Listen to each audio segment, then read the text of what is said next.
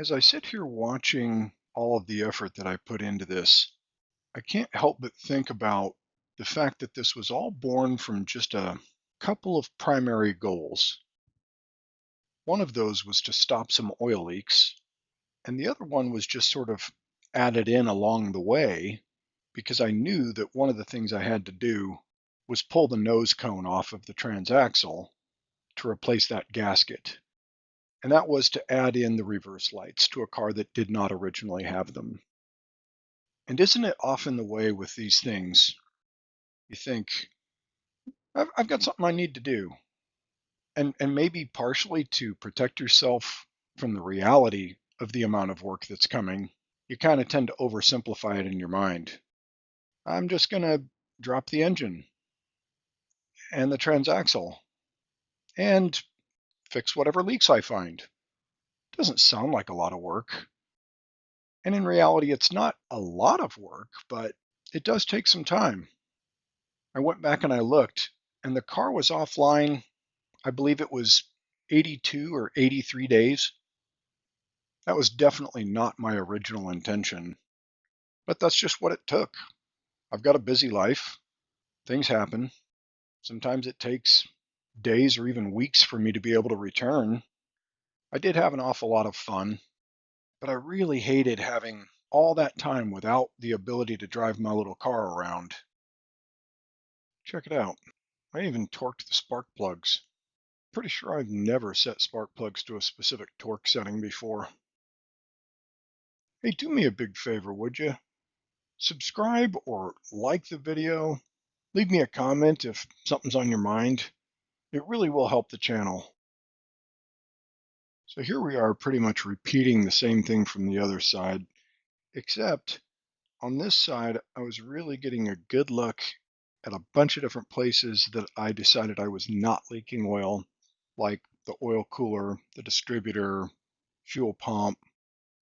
And then, of course, a fair bit of effort was put into cleaning up the surface of the case to ensure that if and when oil leaks do happen, they'll be a lot easier for me to recognize. But I also couldn't help myself again and just had to clean the tops of the pistons while I was in there as well. I've really had a great time meeting and even making friends with a bunch of VW people that I've met online through this whole process. I never really had any Volkswagen specific friends before. One of the people I've managed to make a bit of a connection with on Instagram is known as Type 4 Revolutions. And I don't know why, for some reason, he's decided that he appreciates some of the things that I put out. And he has a whole lot of great insight. Guy's been doing a heck of a lot more of this stuff than I have for a heck of a lot longer than I have. He regularly sees just crazy things that people have done to their Volkswagens. And when he saw the work I was doing here, he suggested, tear it down. And I don't think he's wrong, but I did make a calculated decision to not tear it all the way down. We'll see if that was the right choice in time, but I do have some other ideas on the horizon that may make it make more sense when you see those. As I'm watching over this process, I think guys who just rebuild engines a whole lot could get really spoiled setting valves on a stand. So here I am getting ready to install the oil breather, and I'm using a razor blade. And yes, you do have to be careful with using a razor blade, not only to make sure that you don't cut yourself, but that you don't gouge the soft material of the engine block. But there really is nothing else that compares to it. And I find it interesting. I think it's extremely common that these oil breathers have been gutted. I had like two of the necessary parts inside of it and none of the additional parts that are probably still important. I mean, sure, it's possible that Volkswagen installed things that later they decided were not important. You can see that they've made changes over the years of producing these cars. but there doesn't really seem to be a complete removal of the objects in the oil breather of these engines. This little trick I did with using 2 screwdrivers and a pry bar worked so well I decided I just had to get a recording of it. Now this is the first time I've worked with a single port head, and getting these carburetors back on was a lot trickier than I thought it should be. Even after I thought the manifolds were firmly seated into the head, I had to remove one of the fat washers just to get the acorn nut to even start the threads. Looking back, I realized all I needed to do was just remove the washers altogether in order to get the manifold seated properly. Then I could pull the nut off, put the appropriate washer underneath it, and simply move on.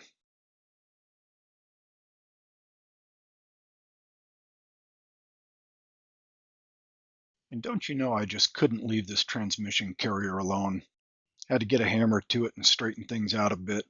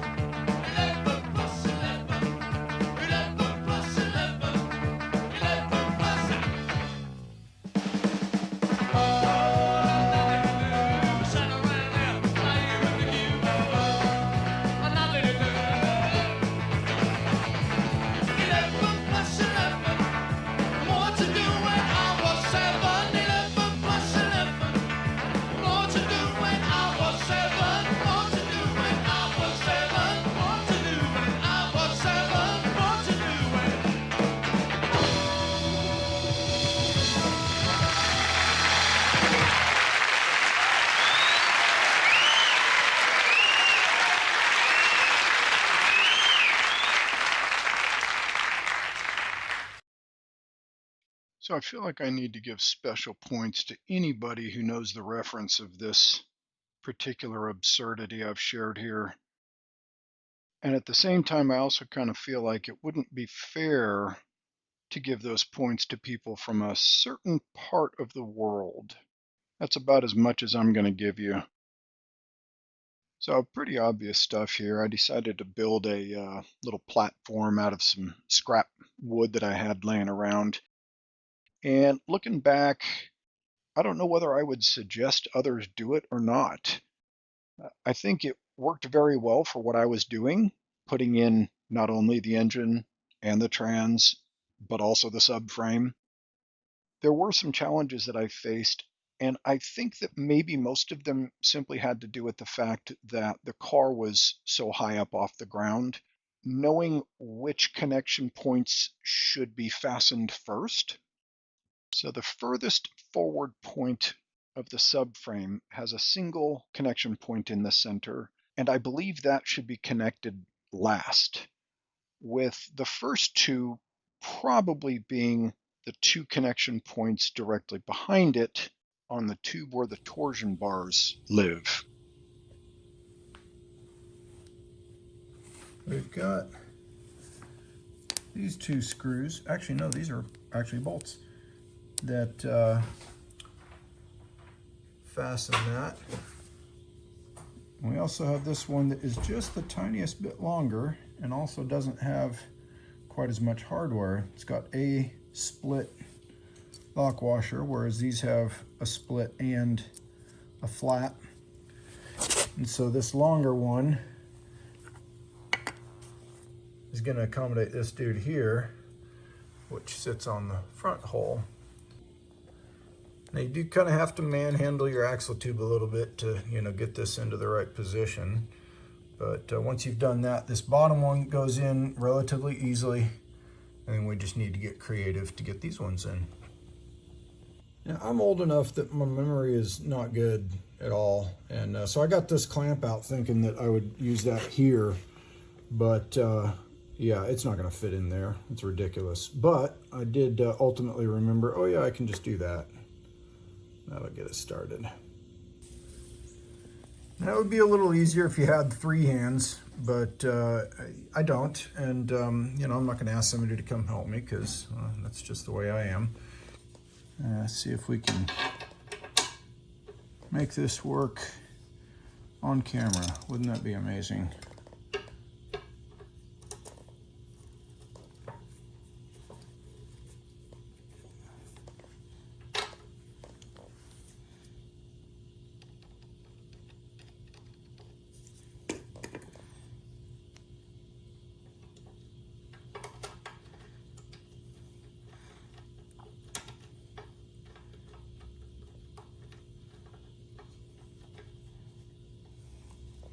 Of course, I put the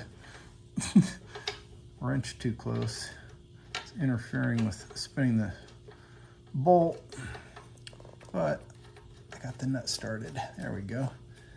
Hey, I consider that success. Not too bad. As usual, don't want to get these too tight before you get them all started. And I think I actually kind of did get them a little too tight. Of course, with all the pressure from the spring plate wanting to be in, it's going to take a little effort to move it anyway, but I got this last bolt I need to put in here and just not quite lining up. So we should be able to grab down here and just kind of wiggle it into position. Might have to pull it forward some even.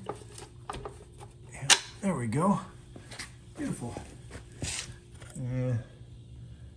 Now that guy's in. That's not always easy to see these marks. But here's this mark right here that I want to put.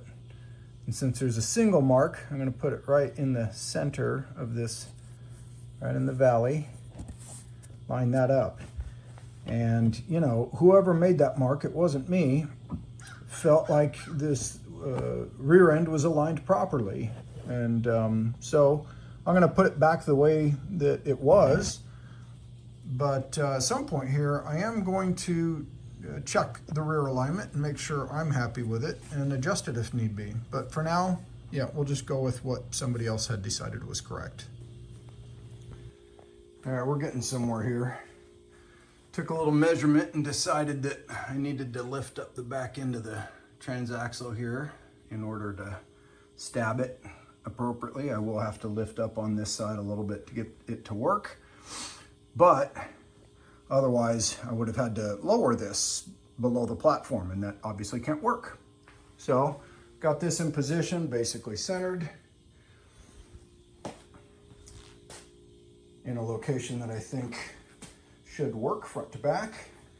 And I'm just getting ready to figure out, make sure I have all the right hardware ready in place so that once I do stab it, I can just lock it in place real quick.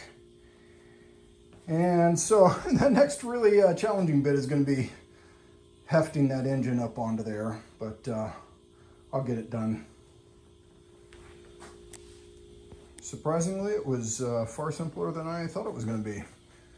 And I made sure I felt comfortable with it before I just started pulling on it, but I just used the balance tube here, one hand on each side. Just no jerking, just nice even movement. Absolutely fine. Now to stab it. So I was able to get it pretty close. not this close.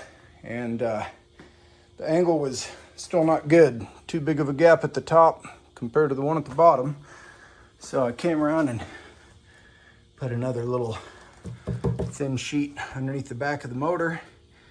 And even then, wasn't really quite able to, I was able to stab it, but just not get it all the way. But got this long-handled pry bar in here and just lift it up, draw it in. And that was the clutch move right there, man. That made all the difference right at the end. So I should just be able to, yeah, squeeze it together, bolt it up, ready. Look at that, what a beautiful thing.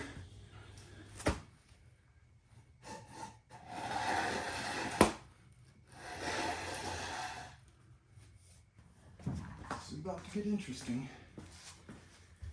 All right.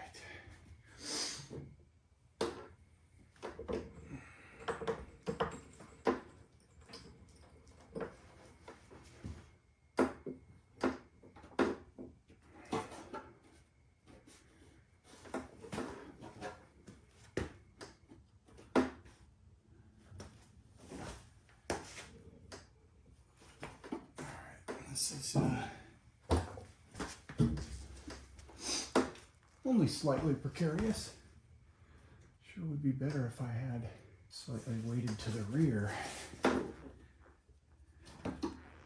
Won't be able to accomplish that still.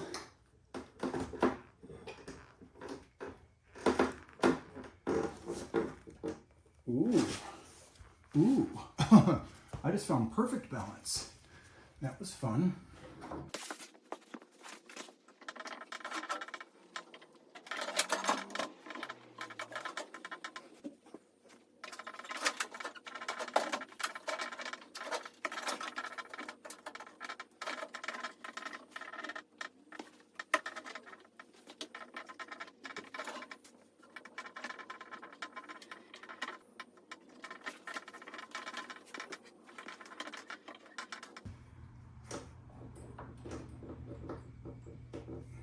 Taking her up and see what we get here.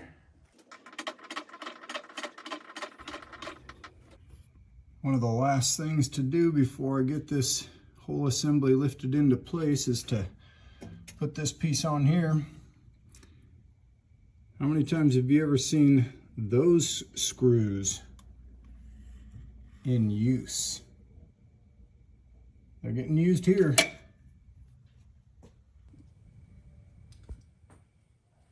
Visually, that looks like it's in place. And we are extremely close. But these guys right here are not lining up perfectly yet.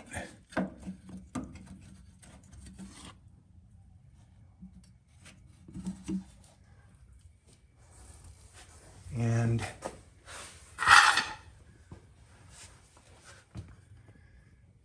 these guys right here are where they need to be. Need to get bolts into them. I'm going to begin up here. So I've got everything laid out. Those guys there for these here. These for all of these. This guy's greased up and ready to go. And the center screw right there. And those will come when I get these guys lined up. After I get all the rest of that locked in, then I can start putting more pressure at the very back of the motor to lift this up into position better.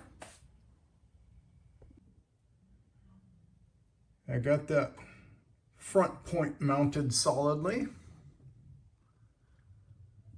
And I've got that guy mounted.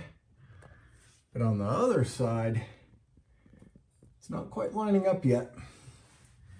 And while that's very, very close, we're running out of height from my jack.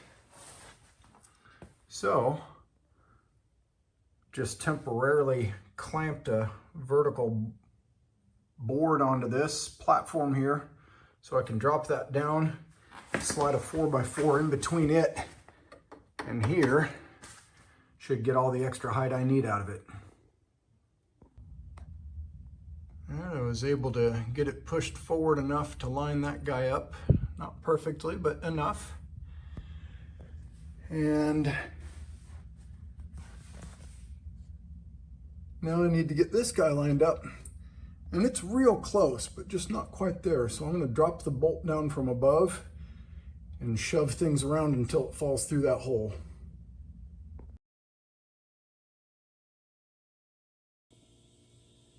All right, it kind of looks like before I got started because I decided I needed to remove that. And whether that was accurate or not, I have now managed to get this guy going. So now I just need to get the other side. And much to my amazement, and very possibly difficult for you to see, it has just fallen right into place over here. Amazing.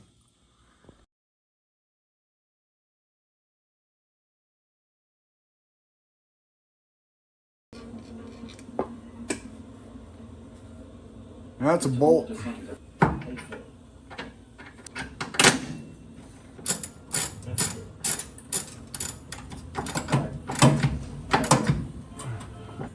saying Jaspers. Do you want to do Jaspers? Yeah, works for me. Okay. Miss Diane, what do you want? You see the school teacher? Anybody else hit Debbie?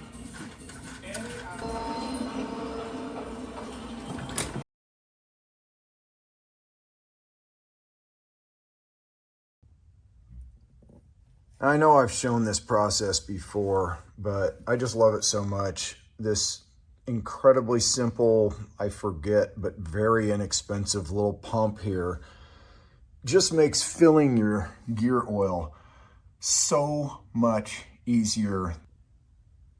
Now, generally I put this end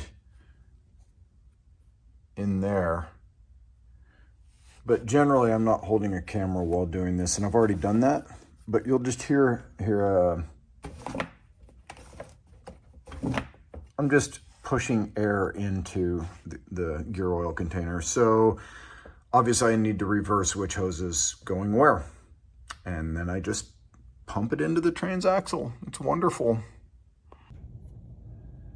This is certainly a very important step here. Be good not to forget it. As you can see, we're lined up, and we've got an appropriate grub screw with the point and the hole for the safety wire. And we'll just get that one in there, tighten it up real good. And another important step, since I do have a new seal, I'm back here behind. You can kind of see my thumb a little bit there. I'm pushing this seal in. You can see I'm not done on this side yet. We're not pushed in over there, to make sure that we make a nice seal around this. And I've also got a new seal for this. And I've got the cover plate, which I've actually had for quite some time. I actually have two of them.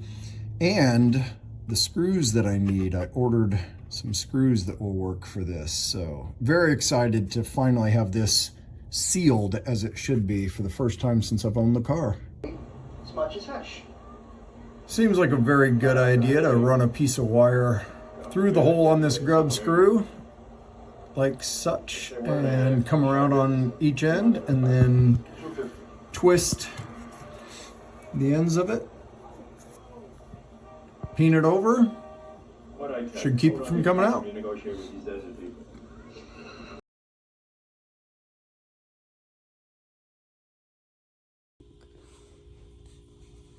When I started putting everything back together, a few items went walkabout, including the nut that belonged there. Fortunately, I had a spare in my drawer.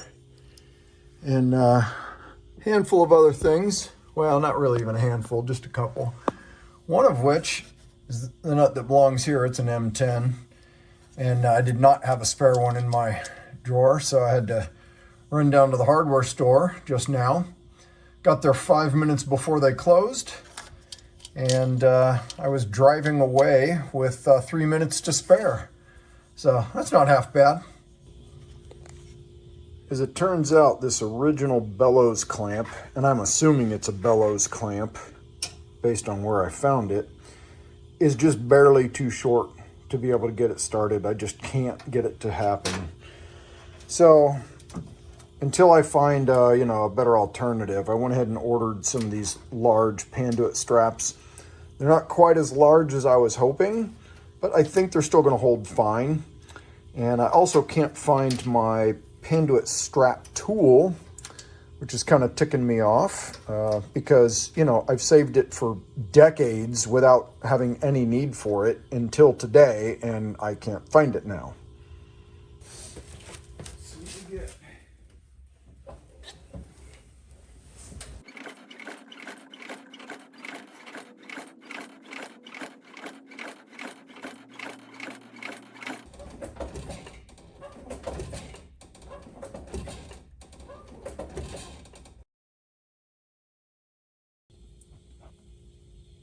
the right-hand side lined up with some level of ease.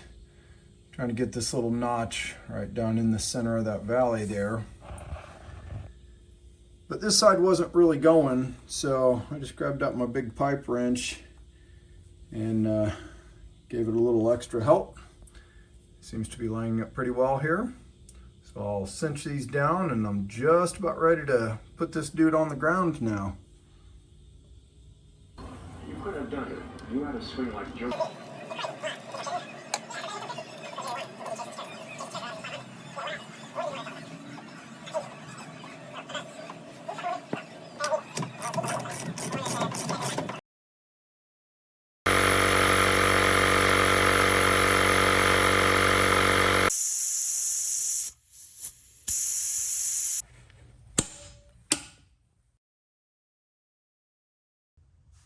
With the car nearly ready to begin rolling down the road again, I've got a bit of a sticking point. These axle boots were both leaking, and I just thought it worth taking a look at them. So we do have this sort of trough on this side and this protrusion on this side, which, should provide some degree of sealing effect. But we look at this, and we've got this big long distance here with lots of holes. It's just kind of a straight shot, kind of thin material. And here we have a Beck Arnley boot that admittedly I have already inspected, and I feel like this is a significantly superior product. Fairly clearly thicker mating surface here. Once you have all these screws in place, you can feel this tiny little gap that remains here locks in really well. Same thing at the front. Once you get a clamp onto there, it's really gonna work very nicely. I'll be honest, I'm not an engineer, so I can't tell you why we would necessarily have a lot more meat up here at the top than we do at the bottom. But I have no doubt that there is engineering involved in that, and it's for a good reason. Beck Arnley tends to make high quality products. And there are only 6 holes, and you'll notice they kind of have this unusual shape to them, which, sort of coincides with the overall shape of the boot. And I think that in itself assists in a sealing surface that would be harder to be compromised. And then we look here, look at this, the protrusions on this side. It's not just one little line. We've got an inner and an outer raceway with, of course, the corresponding grooves on the other side. I just have every reason to believe that this will be a far superior product in use. Now, the only issue I've got is that it took me about a day to get this one, and I'm waiting and waiting and waiting and waiting for the second one to arrive. But once it gets here, I'm sure it'll do great, just like this one will. So let's get it installed. One other thing I decided to do was just do a little reading ahead of time, which I know it's kind of weird. It's an old man thing. I never used to do it when I was younger, but I've started reading, you know, to see like what other people think about things before I get into them. And, you know, I've definitely seen where people will recommend putting a sealant in here, and apparently it's even in the Volkswagen documentation to do so. But it seems like there are a fair number of people on the Samba who I think I respect their experience. And they've said, nah, you really just don't need to do that with a good boot. But one thing I think I am definitely still going to do is just put a nice smear of grease on both of these surfaces here, where it meets up with the flange on the trans and the axle tube out here. And I think that should be good enough.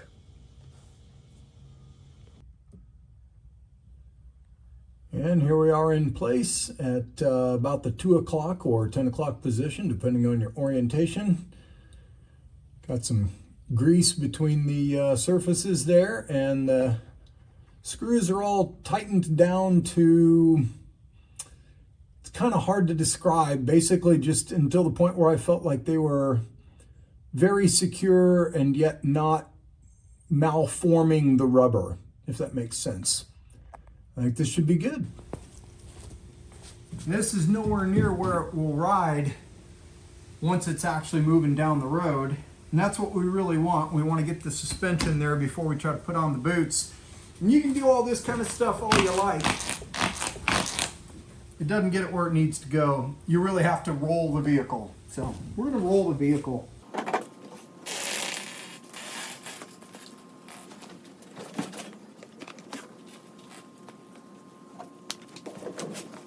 Want it to take off on me. Oh, heck yeah. Yeah, that's closer. Let's get started. All right, car is back together. Axle, boots, and everything. It's now time. Moment of truth. All right. I've worked around my hard start relay and give this shot number 2.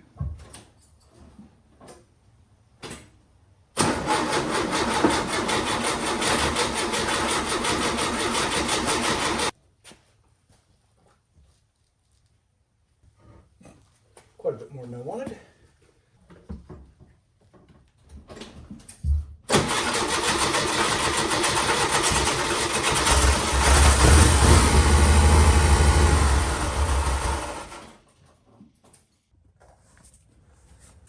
After deciding I needed to wait and deal with my fuel issue, I see this little puddle of oil right after trying to start the motor. And my mind immediately went to a pretty dark place of like, wow, did I screw the job up so badly that I'm already just like leaking oil like crazy from the engine somewhere? Fortunately, looks like no. It looks like I'm just leaking oil from my oil bath air cleaner, and it got here and then went through the engine tin. So I guess I just overfilled it a little bit or tipped it too much or something, but crisis averted for the moment.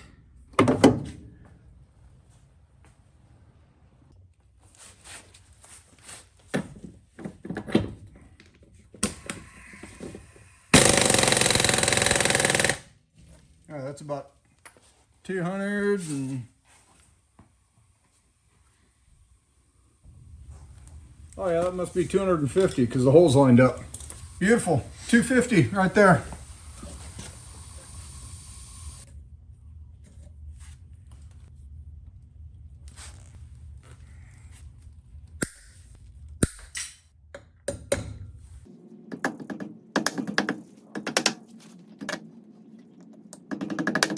Isn't that the most adorable little hammer you ever saw? My grandfather gave this to me when I was a little kid in a handmade toolbox that he built for me. Filled it with real tools that were a little smaller than your average size. Real good for a little kid. And good for this. Why do I hate split washer lock washers? That's why. It's real freaking clear that's what happened to this poor nut. Damn split washer dug into it. And apparently I used both sides against the washer, so both sides are torn up. Absolutely hate that. I'm gonna share something really stupid I did when I was putting this all back together.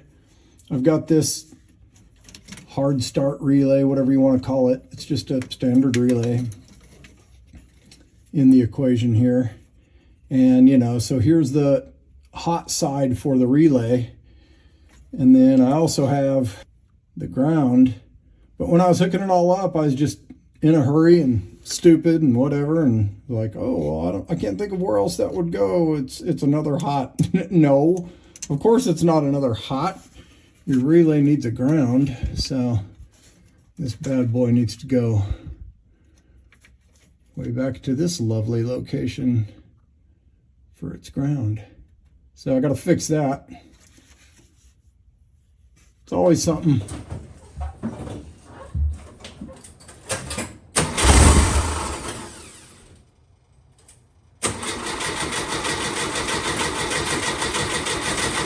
As long as I squirt some in there, it's happy.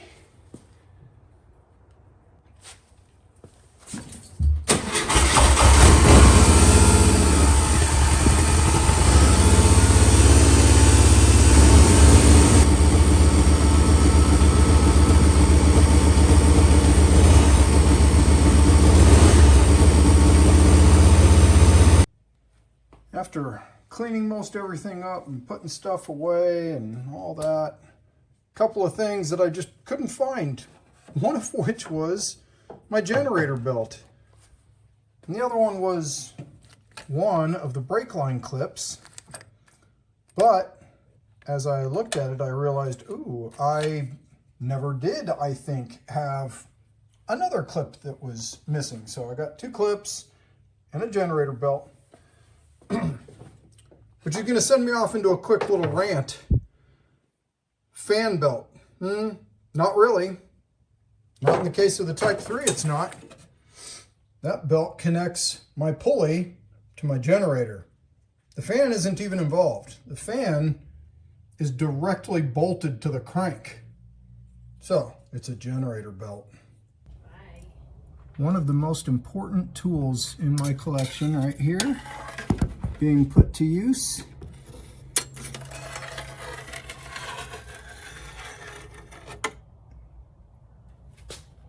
Yeah,